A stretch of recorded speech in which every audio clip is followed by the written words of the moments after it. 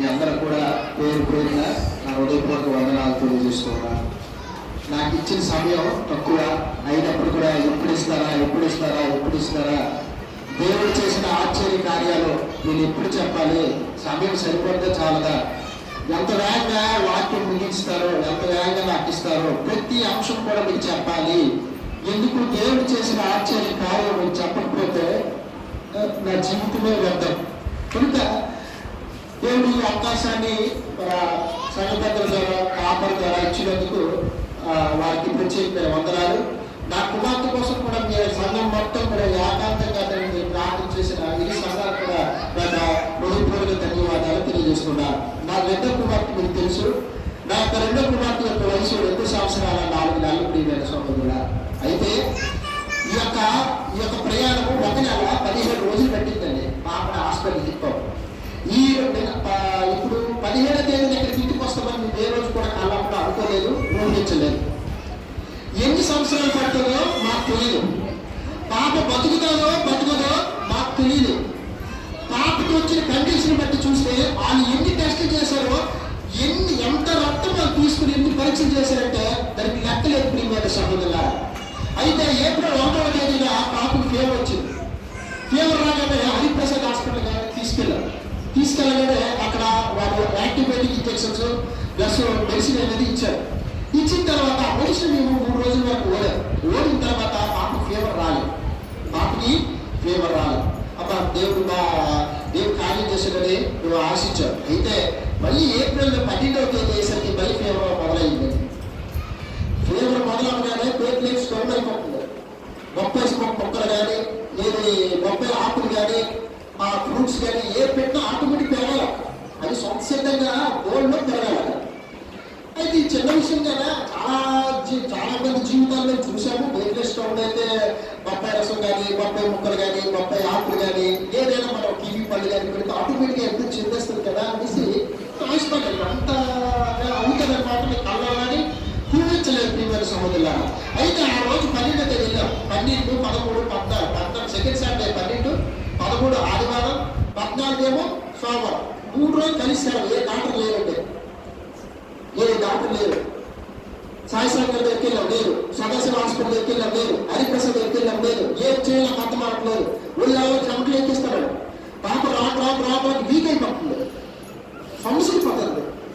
అప్పుడు అడుపున్న దగ్గర అక్కడ సాయి బయటికి బ్లడ్ టెస్ట్ పనిచేస్తుంది. అమ్మా ప్లేట్లెట్స్ అవుతుంది కాబట్టి 55,000 ఉంది. నార్మల్ 1,50,000 ఉండాలి. అలాంటి పరిస్థితిలో ఏం చేయలేదు, ఎవరు ట్రీట్మెంట్ చేయలేదు తెలియదు. సతమత పడిపోతాం. అదే రోజు ఏ డాక్టర్ దగ్గరికి వెళ్ళినా లేదు. అందరూ కూడా ఏమనుకుంటాం తెలుసా? మీరు విజయనగరం రెఫర్ అయిపోతే, మీరు విజయనగరం ఎంత వేగంగా వెళ్తే ఆ పాప అంత వేగంగా బతుకుతుంది అన్నారు. దేవుడా, విజయనగరం మాట్లాడితే మా నాన్న బయలుదేరిన ఆ రోజే 1 నెల రోజుల కిందట మా చెల్లి పంజాబ్ వెళ్ళడానికి 1 రిజర్వేషన్ చేసుకున్నారు. మా నాన్నని నీటు మా తర్వాత వాళ్ళని తీసి మా నాన్న పంజాబ్ వెళ్ళారు తీసుకెళ్ళాలి. నా తోడు ఎవరు లేరు. నేను ఉంటాను. ఏం చేయలేకైతే అర్థం అవ్వట్లేదు. ఏం చేయలేదు దేవుడా అనేసి విజయనగరం ఆంధ్ర చిల్డ్రన్ హాస్పిటల్కి తీసుకెళ్ళినప్పుడు ఇక్కడ సహోదరులారా, ఏ రోజు ఆ 12వ తేదీన తీసుకెళ్ళిపోవాలి. శనివారం రోజు ఏప్రిల్ తీసుకెళ్ళిన తర్వాత ఏం చేసేది తెలుసా? ఇక్కడ ముప్పిల్లో 50,000 వస్తే అక్కడికి వెళ్ళిన తర్వాత మన రిపోర్ట్ నమ్మరు కదా డాక్టర్లు. మన దేవుడి మీద నమ్మకం పెట్టినట్టు డాక్టర్ మీద నమ్మకం ఎక్కువ, మన దేవుడి మీద నమ్మకం తక్కువ కదా. ఆయన ఏం చేసినట్టే మేము ఆ రిపోర్ట్ నమ్మ మళ్ళీ మేము టెస్ట్ చేస్తామని 39,000 వచ్చింది. 39,000 వస్తే మళ్ళీ టెస్ట్ మొదలైపోయింది. ట్రీట్మెంట్ స్టార్ట్ చేశారు. ట్రీట్మెంట్ స్టార్ట్ చేయడం, మార్నింగ్ బ్లడ్ టెస్ట్ చేయడం, సిబిసి అని బ్లడ్ టెస్ట్ చేయడం, ప్లేట్లెట్స్ కౌంట్ ఎంత ఉంది, హిమోగ్లోబిన్ రక్త పరిస్థితి ఎంత ఉందని రోజు ఏ పని అంటే హాస్పిటల్ పెట్టి నుంచి రోజు ఇదే పని. 3వ రోజు నేను చూడలేక నా కూతురికి ఏదైనా బ్లడ్ టెస్ట్ చేయకు అన్నారు డాక్టర్తో. నా బ్లడ్ టెస్ట్ అయితే నా కూతురికి చేయకు. రోజు ఏం తింటుంది పాపకి పెరగడానికి. అతను ఎక్కించిన ప్రతి బాటిల్ కూడా నెట్లో చూసేవారు. ఆ బాటిల్ దేనికి ఉపయోగిస్తారో, ఆ ఇంజక్షన్ దేనికి ఉపయోగిస్తారో, ఆ మెడిసిన్ దేనికి ఉపయోగిస్తారో 10 మందిని 20 మందిని మెడికల్లో పనిచేస్తున్న ప్రతి ఒక్కరు కూడా అడిగారు. తీరమా చూస్తే డీహైడ్రేషన్ అవ్వకుండా ఉండడానికి బాటిల్ ఎక్కించారండి. బ్యాక్టీరియా ఇన్ఫెక్షన్ రాకుండా ఉండడానికి ఇంజక్షన్ ఇచ్చారండి. 3 months 39 నుంచి 31 వచ్చింది. రాను తగ్గిపోతుంది ప్రియమైన సోదరులారా.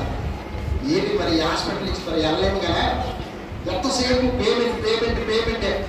ఈ బ్లడ్ టెస్ట్ ఎలా డబ్బు కట్టడం, బ్లడ్ ఇవ్వడం, రిపోర్ట్ రావడం, మళ్ళీ ఏదో ఒక మందులు ఇవ్వడం. మందులు ఇవ్వడం రోజు లేదు, రక్తం తీయని రోజు లేదు, హింస పడిన రోజు లేదు, తట్టుకోలేని రోజు లేదు ప్రియమైన సోదరులారా. అలాగా మేము అక్కడ హాస్పిటల్లో 5 రోజులు ఉన్నాం. ప్లేట్లెట్స్ ఎంత కావాలి, 1,50,000 రావాలి. 46,000 వచ్చి నన్ను డిశ్చార్జ్ చేసి పంపించారు. అలా అనుకుని అమౌంట్ రీచ్ అయిపోయారు డాక్టర్స్, నేను డిశ్చార్జ్ చేసి పంపించారు. ఇదేంటి దేవా, 46,000 నార్మల్ 1,50,000 రావాలి, 1,50,000 రాలేదు, 46,000 డిశ్చార్జ్ ఇస్తారు. అలా అనుకుని 70,000 రీచ్ అయిపోయిన తర్వాత కొత్తదండి, దానికి ఏం మందులు ఉండదండి, తిండి బట్టే పెరగాలండి. ఇదే అన్నప్పుడు మరి దేనికి ట్రీట్మెంట్ ఇచ్చాము అని గొప్ప వ్యాధులు చెందాం. 46,000 వచ్చిందని ఇంటికి వచ్చాము. 12వ తేదీ మొదలు 12, 13, 14, 15, 16 తేదీ మాకు డిశ్చార్జ్ పంపించారు. ఇంటికి వచ్చాం. మళ్ళీ 5 రోజులు తిరగముందు రమ్మని అమ్మాయి 21వ తేదీ ఎందుకో రివ్యూకి రమ్మని. ఎంత పెరిగిందా అని చూస్తే 41 నుంచి 56,000 పెరిగింది.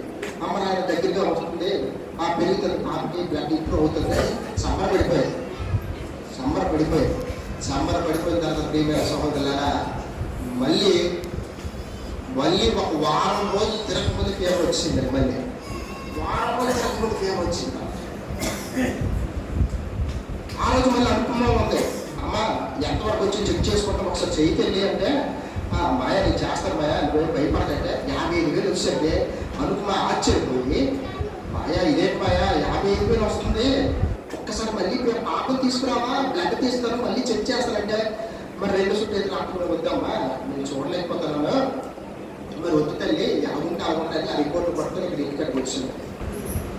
అయితే ఏం చేయాలి అర్థం అవ్వట్లేదు, సతమత పడిపోతాను. ఎందుకు ఇలా వస్తుందో, ఎందుకు ఇలా తగ్గుతుందో, ఆ నార్మల్కే రావట్లేదు ప్రియమైన సోదరులు. అది నార్మల్లో రాకపోతే నోటంతా నెత్తురు వచ్చేస్తుంది, మోసంతో నెత్తురు వచ్చేస్తుంది, ఒళ్ళల్లో మొబ్బులు వచ్చేస్తాయి, నల్ల మచ్చలు ఏర్పడి కొంగి ఏర్పడి ఆటోమేటిక్ చనిపోతుంది. ఈ రోజు డాక్టర్లు 5 రోజులు కూడా శరీరం మొత్తం లైఫ్ చెక్ చేసేవాళ్ళండి. ఎక్కడైనా మచ్చ వచ్చిందండి, ఎక్కడైనా కొంగు వచ్చిందండి, ఎక్కడైనా బ్లీడింగ్ అవుతుందండి, ప్రతిరోజు చెక్ చేసిన కానీ విషయం మాకు చెప్పేవారు కాదు. అయితే ఆ రోజు సాయంత్రం మేమందరం కూడా మా నాన్నగారు, నేను, మా బామ్మది, మా ఆవిడ కూర్చొని పాపని తీసుకెళ్ళడానికి సిద్ధపడ్డాను. 10వ తేదీ ఈయన అది ఎక్కడికి వెళ్ళాలి, రెయిన్బో హాస్పిటల్కి తీసుకెళ్ళాలా, ఓన్లీ ఆర్కే స్పెషలిస్ట్ హాస్పిటల్కి తీసుకెళ్ళి సిద్ధపడ్డాను. అయితే ఆ 2 నిర్ణయాలలో మన క్రైస్తవులతో ఉన్న వైజాగ్ ఉన్న కొంత స్నేహం బట్టి, అమ్మ అన్నయ్య పాప పరిస్థితిలో ఉంటే నేను ఎక్కడ తీసుకెళ్ళాలి, నా పాప డైవ్ అవ్వాలి, నేను ఏం చేయాలి అర్థం కావడం, మీరు నాకు సహాయం చేయండి అంటే, రెయిన్బో వద్దన్నా మీరు కంపల్సరీగా ఓన్లీకే రామ్ నగర్ 7 Hills హాస్పిటల్ పక్కకు తీసుకొచ్చేయండి. అక్కడ నర్సులందరికీ హెడ్ బ్లెస్సింగ్ మేడం గారు మన క్రైస్తవులు వాళ్ళు ఉన్నారు. మళ్ళీ ఏదైనా అవసరమైతే ఆర్కే గారితో మాట్లాడతారు హెడ్తో, మీరు సాధ్యమైనందుకు వచ్చి అంటే మాకు తెలియజేశారు. ఆ రాత్రి బయలుదేరి కరెక్ట్గా 9 గంటలకు వెళ్ళాం హాస్పిటల్. 9 గంటలకు వెళ్ళాం. 9 గంటలకి హాస్పిటల్కి వెళ్ళిన తర్వాత ప్రియమైన సోదరులారా, ఆ బ్లడ్ ఏమో 2 బ్లాక్ తీసేసి ఎన్ని టెస్ట్లు అంటే అన్ని టెస్ట్లు చేశారు. మొదటి రోజు చేసి నాకు కొంచెం ఏసీ పడకపోతే నేను ఆ క్రైస్తవులు వాళ్ళ ఇంటికి వెళ్ళిపోవడం కలిసి మా నాన్నని, మా అక్కని, మా ఆవిడని అక్కడ పెట్టేసి అక్కడికి వెళ్ళాను. కరెక్ట్గా రాత్రి 2 గంటలకు నాకు ఫోన్ చేశాను. ఉదయం 11 ఆ రోజు డేట్ అనగా ఏప్రిల్ మే 11వ తేదీన ఉదయం ప్రియమైన సోదరులారా ఓ పాజిటివ్ బ్లడ్ కావాలన్నా. ప్లేట్లెట్స్ ఆ రోజు రాత్రి 7,000 వచ్చిందండి. 7,000 పాప అసలు ఆ యాక్టివ్నెస్ ఉండదు. ఏ టైంకి రక్తం బ్లీడింగ్ అయిపోతాం, ప్లేట్లెట్స్ ఎక్కించడానికి డాక్టర్ సిద్ధంగా ఉన్నారు. వాళ్ళు మనం కూడా అంతగా మనం కనిపెట్టలేదు, కానీ అంతగా అరగంట వచ్చి రావడం ఉదయం నాకు పాజిటివ్ బ్లడ్ కావాలి. ఏం చేయాలి నాకు అర్థమవుతుంది. రాత్రి 3:30 ప్రాంతంలోనే ఆ క్రైస్తవ సహోదరుడు ఫోన్ చేశారు, అన్న నా మా పరిస్థితి ఉంది, మీరు ఇలా చెప్పారు, మీరు ఇలా జాయిన్ చేశారు, ఇప్పుడు జాయిన్ చేయగలి 7,000 పడిపోతారు ప్లేట్లెట్స్. ఇప్పుడు బ్లడ్ ఎక్కించాలట. బ్లడ్ ఎక్కించడం పడుకోవడం, బ్లడ్ ఎక్కించడం కాదు, బ్లడ్లోని తెల్ల రక్త కణాలు, ఎర్ర రక్త కణాలు, ఆ ప్లేట్లెట్స్ 2 రకాలు ఉన్నాయి, SGP ఒకటి, RGP ఒకటి. పాపకు అవసరం SGP. ఏం చేయాలంటే 2 సహోదరులు వచ్చిన క్రైస్తవులు రక్తం ఇవ్వడానికి వచ్చారు, కానీ నరం దొరకట్లేదు. అది వచ్చారు 9:30 అయిపోయాయి. ఉదయం 7 గంటలకు ఎక్కించాలండి మనుషులు. లాస్ట్ ఆ రాత్రి 3:30 ప్రాంతంలో మా ఆవిడ తమ్ముడికి ఫోన్ చేశాను, మన మేనమామకి. ఎంత ఉదయం 9:30 ఆ ప్రాంతానికి వచ్చాడు. ఎక్కడ ఎన్టీఆర్ ట్రస్ట్ బ్లడ్ సెంటర్కి వచ్చాడు, రామనగర్ అపోలో హాస్పిటల్ అప్పుడు. అయితే అక్కడ రాగానే మా మామని బ్లడ్ ఇచ్చాడు. బ్లడ్ ఇచ్చిన తర్వాత చెక్ అవుతుంది 2 గంటలు చెక్ చేశారు. అన్ని ఏమైనా రోగం ఉన్నాయి 2-3 చెక్ చేసి ఒక 2 గంటల తర్వాత అక్కడ పిలిచి బ్లడ్ తీసి, బ్లడ్ ఇవ్వడం కాదు, బ్లడ్ అలా తీసి ఎర్రరక్తగాలను సపరేట్ చేసి, ప్లాస్మా సపరేట్ చేసి, ప్లేట్లెట్స్లో సపరేట్ చేసి, ఒక భాగాన్ని ఒక సంచిలో పెట్టి మేక వల్ల అక్కడ రివర్స్ పంపించాడండి. అలా 2:30 గంటలు ఇచ్చాడు, 2 బ్యాగులు ఇచ్చాడు. సరే ఒరే ఇదే ఎక్కిస్తే బాగుపడిపోద్ది, మరి నాకు ఎమ్మలేదు అనుకోను. తీరమా చూసి అక్కడ 2 బ్యాగులు పట్టుకొని వస్తే ఆ రాత్రి ఏం చేశాను సార్, ఆ ప్లేట్ 7:30 ప్రాంతాల్లో వెళ్ళి 2 బ్యాగులు తీసారు కదా ప్లేట్లెట్స్, ఒకటి పట్టుకొని తీసుకురండి పాపకి ఎక్కిస్తాం అన్నారు. ఎక్కించారండి పాప. ఎక్కించి మరి ఉదయం బ్లడ్ టెస్ట్ చేస్తే 9,000 పెరిగింది, 19,000 వచ్చింది ట్రీట్మెంట్. డాక్టర్లు ఏంటంటే ఆశ్చర్యపోతున్నారు, ఏంటిది ప్లేట్లెట్స్ పెట్టినా పెరగట్లేదు, ఏమి చేసినా పాప ఏమంటే రావట్లేదు, ఎంత తక్కువ ప్లేట్లెట్స్ ఉండేసినా పాప చాలా యాక్టివ్ ఉంటుంది, హాస్పిటల్ మొత్తం పెరిగాయి. నమ్ముతున్నారు పరుగు మాత్రం టెన్షన్. రెండో రోజు ఏం చేశారంటే 45,000 ఇంజక్షన్ ఎక్కించాలన్నారు. ఎంతమ్మా? 45,000 ఇంజక్షన్. అమ్మా మీరు ఎక్కించండి, లాస్ట్ ఏం వీలైతే ఏదో బాధపడతారంటే లేదు కింద రివ్యూకి వెళ్ళాలన్నా, రివ్యూకి వెళ్ళాం. కిందకి వెళ్ళిన తర్వాత 15,000 నీ డిపార్ట్మెంట్ కట్టకపోతే నువ్వు కట్టాలి, నీకు పెట్టిన సంతకం, మెడిసిన్ వేసి సంతకం. ఎక్కించాడంటే ఆయన ఎక్కించాడు. నీకు ఎందుకు ఎక్కించాడంటే IVGI అని injection, IVGI injection, pro gold అనే ఒక ఇంజక్షన్ ఏం చేశారంటే 19,000 ఉన్న ప్లేట్లెట్స్ అవి ఎట్టి పరిస్థితులు తగ్గకుండా ఉండడానికి ఎక్కించారు. ఎట్టి పరిస్థితులు తగ్గకుండా ఉండడానికి ఎక్కించారు. 19,000 తక్కువ వచ్చిస్తే పాప హఠాత్తుగా మరణిస్తుంది. పాప హఠాత్తుగా మరణిస్తుంది. డాక్టర్లు ఏం చేశారంటే ఇంజక్షన్ ఎక్కించారు. రెండో రోజు కూడా ఏం చేశారంటే మేము ఊహించలేదు బాబు, ఉండుంటాయి దృష్టి చెప్పారంటే బాబు. డాక్టర్ గారు కౌన్సిలింగ్ రమ్మంటారు, 2 తీసుకెళ్ళారు. మా ఆవిడ నేను వెళ్ళారు, ఆ రూమ్లో కూర్చొని పెట్టారు. చుట్టూ డాక్టర్లే, ఏం చేయాలి నాకైనా అర్థం అవ్వట్లేదు. కూర్చొని పెట్టి మీ పాపకి బ్లడ్ క్యాన్సర్ ఉందని చెప్పారు.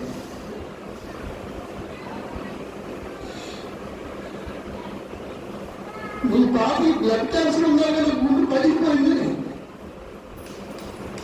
ఈ వ్యాపారం వచ్చింది 2 సంవత్సరాల పాటు ఏ పాపం చేసిందని తిరిగి కష్టం. ట్రీట్మెంట్ చేయకపోతే చచ్చిపోతాను. క్యాన్సర్ డాక్టర్ మాత్రం బాధించడం ఏంటంటే మళ్ళీ నువ్వు ట్రీట్మెంట్ చేస్తేనే పాప వచ్చింది, నాకు చచ్చిపోదు. నువ్వు ట్రీట్మెంట్ చేస్తేనే నీ పాపకి చెప్తుంది, నాకు చచ్చిపోతాను. ఇదే బాధ.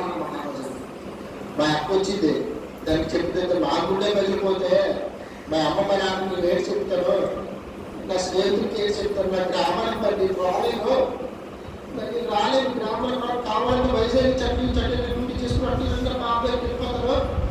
నా పెద్ద పాప ఇక్కడ ఉండే పరిస్థితి మా అమ్మ మా నాన్న చూసుకుంటాను.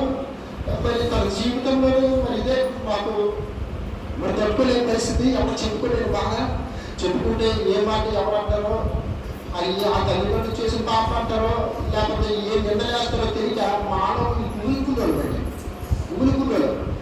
ఆయన క్యాన్సర్ డాక్టర్ ఏం చెప్పాడు సార్, కూర్చోపెట్టి కౌన్సిలింగ్ ఇచ్చాడు, ప్రారంభించాడు. ఆ 2వ రోజు కూర్చోపెట్టి కౌన్సిలింగ్ ఇచ్చి ప్రారంభించారు. క్యాన్సర్ మీ పాపకి 99.9% ఉందని బల్లబుద్ధి ఆ ఓపెనీ hospital RK super specialist Ramakrishna గారికి బల్లబుద్ధి చెప్పింది. ఏమని చెప్పింది, నీ పాపకి 99.9% క్యాన్సర్ ఉంది. ఆ క్యాన్సర్ ఏ స్టేజ్లో ఉంది, బి స్టేజ్లో ఉందా, బి స్టేజ్లో ఉందా, స్టేజ్ 1, 2, 3, 4. 3 కానీ 4 అయితే బతకరట, ట్రీట్మెంట్ చేసిన బతకరు. అది కణాలన్నీ కూడా చంపేస్తాయి అండి ఆటోమేటిక్గా.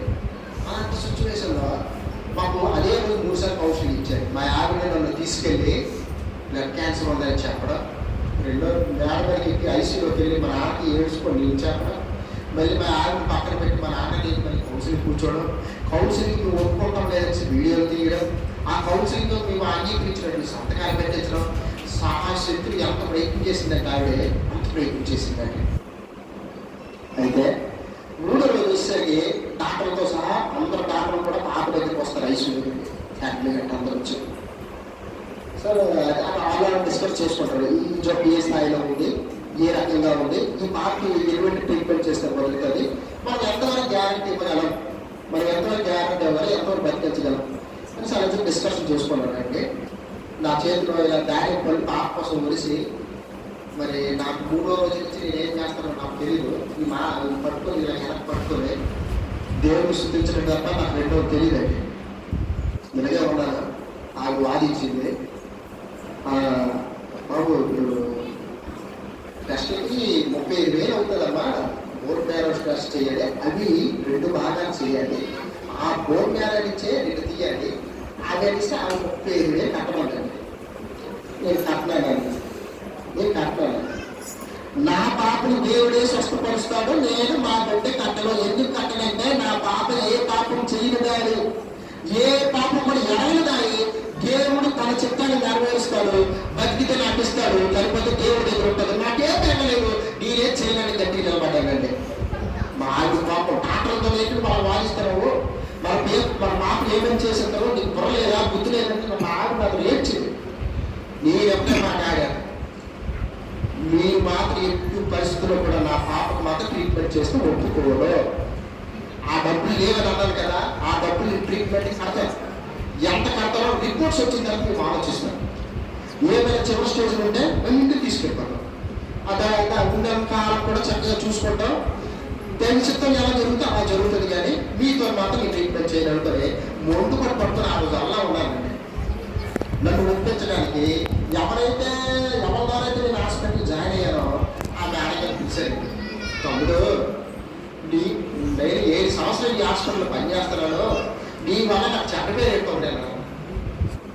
ఏంటక్క నేనేం చేశానక్క, నా కూతురు నేను ట్రీట్మెంట్ చేయను అన్నాను, నా కూతురు పడుతున్న బాగా చూడలేకపోతున్నాను అన్నాను, నా కూతురికి టెస్ట్ చేసింది సహించలేకపోతున్నాను అన్నాను, నేను ఏ తప్పు మాట్లాడాను కలిసి అడిగాను. అడిగితే లేకపోతే ఏదైనా ఊరుకుంటాడు, పెద్ద పెద్ద డాక్టర్ తమ్ముడు, అల్లుడికి వెళ్ళినప్పుడు ఆ ఊరుకుంటే అనేసి ఈ ప్రోడక్ట్ తీసుకెళ్ళారు. మళ్ళీ పాప క్యాన్సర్ ట్రీట్మెంట్ చేస్తున్నా, క్యాన్సర్ మందులు తీసుకోండి, క్యాన్సర్ హాస్పిటల్ ఎక్కడ ఆరులో హెచ్సిసి క్యాన్సర్ సెంటర్ తీసుకెళ్ళిపోండి వచ్చింది. అయితే ఇక మా 12 రోజులు డబ్బులు లేవని అన్నాను కదా, నాకు ఒక 2 నిమిషాలు టైం ఇవ్వండి, డబ్బులు అరేంజ్ చేస్తున్నాను. ఈ 2 రోజులు లేని డబ్బులు నీకు 1 క్షణం ఎలా వస్తాయి అడిగింది. నేను బాధపడతాను మేడం, నేను కట్టినప్పుడు మీరు అడగాలా, నాకు మాత్రం ఇస్తాను స్టేజ్ వచ్చినంత వరకు నేను ఇవ్వాలంటే ఇవ్వనండి. వెంట 31,500 కట్టాను. కట్టేసిన తర్వాత బోన్ మ్యారో టెస్ట్ చేశారండి. 20 నిమిషాలు చేశారండి ఆ పాపకి. ఇప్పుడు కూడా వెన్నుపూస దగ్గర 2 గంటలు ఉంటాయి చూడండి. ఆ యొక్క బాధ భరించలేకపోయింది. నాన్న ఎవరైనా అమ్మ లేదంటే నాన్న ఏడిచింది, కాలు తొలుకుపోయి ఉంటుంది. ఐసీలో అందరి మందిని మోకరించి ఆటమే నాకు ఫీలింగ్. జగదమ్మ చర్చిలో రోదరం చర్చి మీకు తెలుసు కదా, పెద్ద చర్చి, అక్కడికి వెళ్ళి నేను 52 రోజులు లేదు, క్షణం లేదు ప్రియమైన స్వామి. ఇలాగా క్యాన్సర్ రిపోర్ట్స్ రావడానికి టైం సంచలనం అవుతుంది. నేను ఎలాగే ఉన్నాను, ఏం తింటానో ఏం తాగుతానో నాకేది తోచట్లేదు. మా డాక్టర్ అంటాడు, బావా నువ్వు అలా ఉంటే పిల్లకంటే ముందు నువ్వే చచ్చుకున్నావు, మా ఎక్కడికి ఉంటాము, కావాలంటే నేను ఉద్యోగం చేస్తానని మానేస్తాను, నా మేనగోడల కోసం నేను ఉంటాను, ఎంత సేవైనా చేస్తానని గొప్ప ధైర్యం ఇచ్చాడండి. ధైర్యం ఇచ్చిన తర్వాత ఏం చేయాలి దైవ చిత్తానికి విడిచిపెట్టి కన్నీరు కార్చి ప్రార్థన చేయడమే నేర్చుకున్నానండి. అయ్యా నీ డాక్టర్లు నమ్మనయ్యా, నువ్వు గుర్తు చాలయ్యా, నీ రక్తాన్ని ప్రోక్షించు చాలయ్యా, నువ్వు తాకించు చాలయ్యా. అయ్యా పిండంగా ఉండేటప్పుడే మా వైపు 7 నెలలు బాత్రూంలో పడిపోయి చనిపోవలసిన పాపను బ్రతికించావు. అయ్యా నువ్వు మమ్మల్ని సాక్షాత్తుగా పాపను నిలబెట్టండి, పాపను బట్టి మమ్మల్ని నిలబెట్టండి, మమ్మల్ని బట్టి మా తల్లిదండ్రులు నిలబెట్టండి. నీ సాక్షాత్తుమే ప్రతి చోట, ప్రతి ప్రదేశంలో, ప్రతి సువార్తలో నువ్వు చెప్పాలయ్యా. ఈ కాంపత్రం కూడా నువ్వు రెడీ చేసుకుని నువ్వు ఆశ్చర్యకార్యాలు చేయవాడా. నీ చిత్తమే నా పాపంలో జరిగించండి, నీ చిత్తమే నా పాపంలో జరిగింది, నీ చిత్తమే నా పాపంలో జరిగించండి. అది ఏడుపుదండి. ఏడ్చాం, కన్నీరికి కాచాం, ఏడ్చాం. ఏం చేయాలి అర్థం అవ్వట్లేదు. మా అమ్మకి చెప్తే మా అమ్మ కట్టుకోలేదు, మా అత్తకి చెప్పలేదు, దగ్గర బంధువులు చెప్పలేదు, స్నేహితులు చెప్పలేదు. ఒకటే కన్నీరు కాచి ఎవరైతే నా పాప చూడడానికి వచ్చారో ఆ చేతులు కాళ్ళకు పట్టుకొని ఏడ్చి నా కూతురి కోసం ప్రార్థన చేయండినే అడిగా. నీ యొక్క ధన సహాయం నాకు ప్రార్థన కావాలా, ప్రార్థన నా కూతురు రక్షిస్తుంది, ఆ ప్రార్థన నా కూతురు రక్షిస్తుంది, ఆ ప్రార్థన నా కూతురు రక్షిస్తుందని మన బంధువులందరి దగ్గర కూడా నేను ప్రాధాన్యపడ్డాను. ప్రియమైన సహోదరులారా, అయితే క్యాన్సర్ రిపోర్ట్లో 15 సాయంత్రం వస్తుందంటే ఆ సాయంత్రం వచ్చేయాలి క్యాన్సర్ రిపోర్ట్. క్యాన్సర్ రిపోర్ట్ ఎప్పుడమ్మా 15 సాయంత్రం వచ్చేస్తుందంటే వచ్చేసే. కానీ మాకు రిపోర్ట్లు చెప్పలేదు, రిపోర్ట్లు మాకు చెప్పలేదు. నువ్వు ఏం చేయాలి, పాప ట్రీట్మెంట్ ఎలా చేయాలి, ఎంత జాగ్రత్త చేయించాలి, ఏం చేయాలి, ఏ స్టేజ్లో ఉంటే టెన్షన్లో ఉన్నాం. ఆ రిపోర్ట్స్ ఆ మేడం క్యాన్సర్ డాక్టర్ రాగానే ఏం చేసింది తెలుసా, 3 సార్లు చెక్ చేయమని, 3 సార్లు ఆ ల్యాబ్ ఫోన్ చేసి, ఎందుకంటే 99.9% కొందరు వాదించింది కదా, నా దేవుడు నా పాప స్వస్థపరుస్తాడు అన్నాడు కదా, నువ్వు ఉద్యోగం మానేసి నా దేవుడు అనుకుని వచ్చి కదనుకో నాకు వాదించింది. వాదిస్తే నా పరిస్థితి అదేనమ్మా, ఈ పక్కడానికి నా దేవుడు ఇచ్చాడు, ఏం జరుగుతుంది, నువ్వు ఆ కోట్లు లేదా అధిపతి అట్టగా ఉండిపోతారా మీరు ఉండిపోతారని వాదించారు.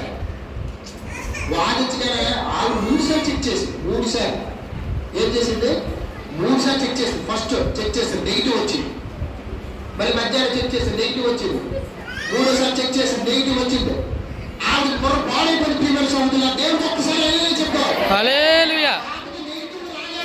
ఆమె ముఖంలోనే నవ్వులు, నా దేవుడి మీద నేను ఎంత బలంగా నేను మాట్లాడానో దేవుడు అంతే బలంగా మన సంఘంలోనే అన్ని ప్రదేశాలలో సాక్ష్యం చెప్పడానికి గొప్పగా వాడబడుతున్నారు. ప్రియమైన సహోదరులారా, ఒక్క రోజు రిపోర్ట్ ఉంచుకొని పగల ఒక చెకింగ్, మధ్యాహ్నం ఒక చెకింగ్, రాత్రి ఒక చెకింగ్. సరే ఆ మాస్టర్ సాయంత్రం వచ్చింది, 24 hours టైం తీసుకొని వచ్చి, అమ్మ ఒకసారి మీరు కౌన్సిలింగ్ రూమ్ రండి అమ్మా అని అన్నారు. వెళ్ళాం, ఏం చెప్తారో అసలు ఇంటికి వెళ్తాం లేదో, డ్యూటీలకి వెళ్తాం లేదో, ఏమైపోతామో సకలం పెట్టుకుంటాం. మా భార్య వీళ్ళు అందరం ఆవిడ చెప్పిన వాటిని రికార్డ్ చేసుకున్నాడు. ప్రియమైన సోదరులారా, నీ పాపలో క్యాన్సర్ కణాలే లేవు, దేవునికి స్తోత్రం. నీ పాపలో క్యాన్సర్ కణాలే లేవు, నీ పాపకి వైరల్ ఫీవర్ వల్లే తగ్గుతుందని చెప్పిందండి. ఆ రోజు నార్మల్ స్థితి కూడా వచ్చిందండి, 1,50,000 నార్మల్కి వచ్చింది. దేవునికి స్తోత్రం. 1,50,000 వచ్చింది. ఆ హాస్పిటల్ హెడ్ వచ్చి అంటున్నాడు, ఇది మిరాకిల్, ఇది వండర్ఫుల్, ఇది అద్భుత కార్యం, నా సర్వీస్ లో ఏం కేసు నేను ఎక్కడ చూడలేదు అన్నాడు. హల్లెలూయా, దేవునికి స్తోత్రం. ఆమేన్. నా సర్వీస్ లో ఏ రిపోర్ట్ నేను చూడలేదు, నా సర్వీస్ లో ఏ రిపోర్ట్ నేను చూడలేదు అన్నాడు. అక్కడ ఆ డాక్టర్ మా పాపను చూడడానికి వస్తే అక్కడ నర్సులు ఉంటారు కదా, మా స్లీపర్స్ ఉంటారు కదా, అయ్యో క్యాన్సర్ డాక్టర్ అయితే మనకు తెలియదు కదా ఏ డాక్టర్ అనేసి. ఆ క్యాన్సర్ డాక్టర్ అయితే ఆ పాప ఏం చేస్తాడు, 2 సంవత్సరాల పాప నరకము, ఎన్ని సంవత్సరాలు 2 రోజులు బతుకుతుందో, ఎప్పుడు చచ్చిపోతారో ప్రతి ఒక్కరు బాధపడేవాళ్ళండి, ప్రతి ఒక్కరు ఏడ్చు. నాకు వాళ్ళకి ఎటువంటి సంబంధం లేనప్పుడు కూడా నా రోదనలు నాకు ఏడ్చేవాడు. ప్రియమైన సోదరులారా, కన్నీరు కార్చోలేదు.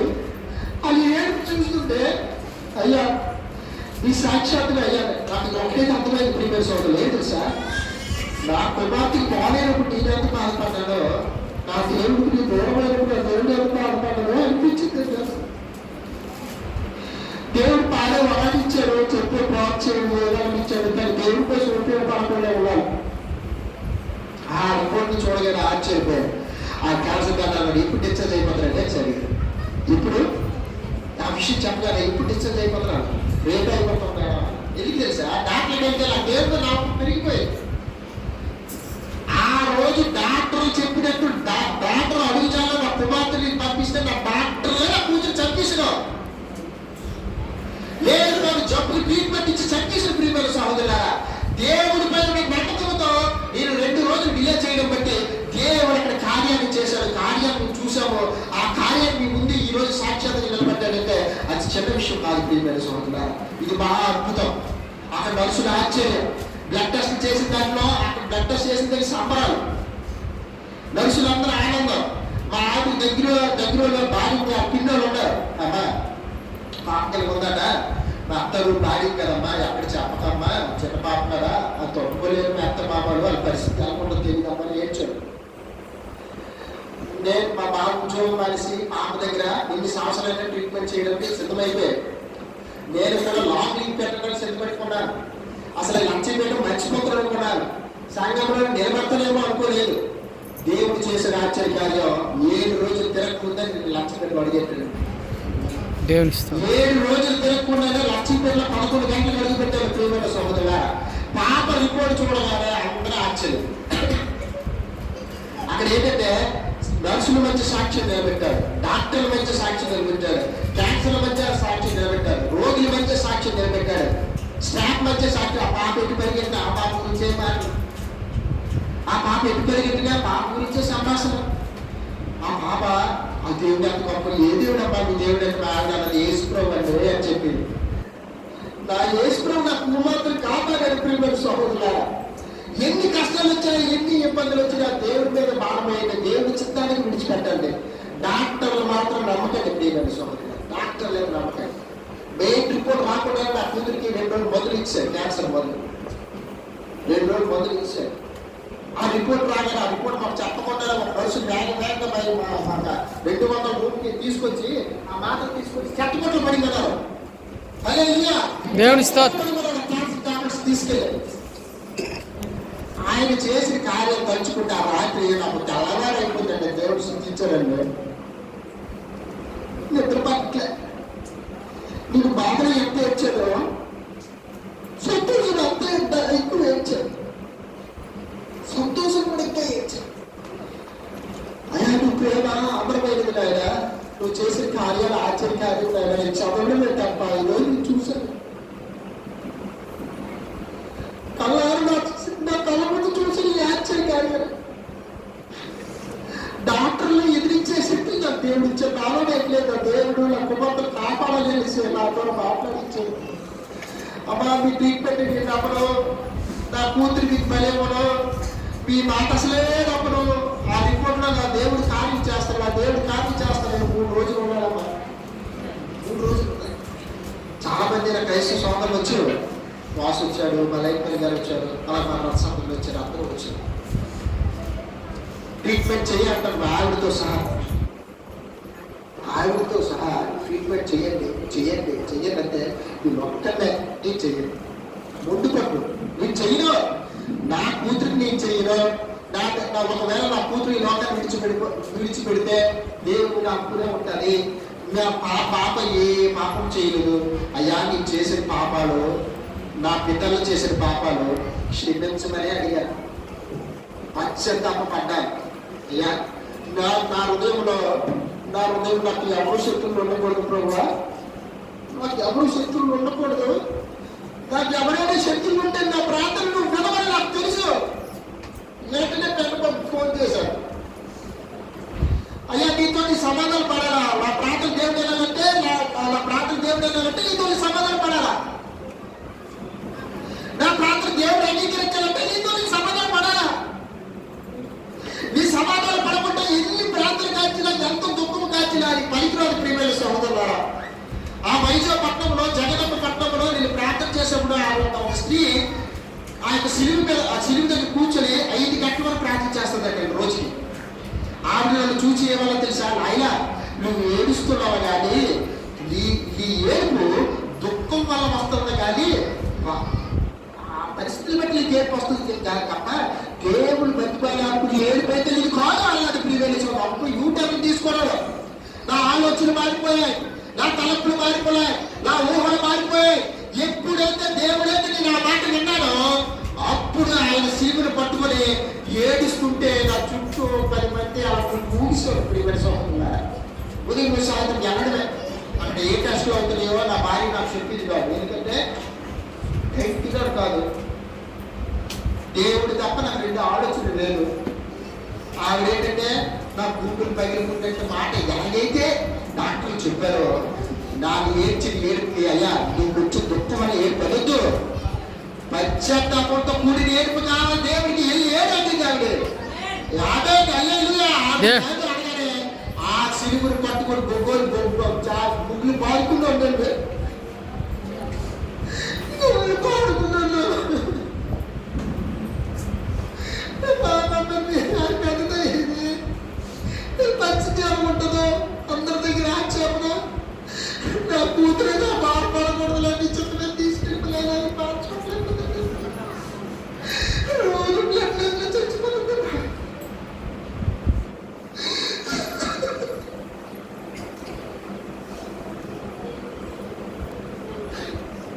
అలాంటి సిచ్యువేషన్ తెలుసు అవుతున్నారా?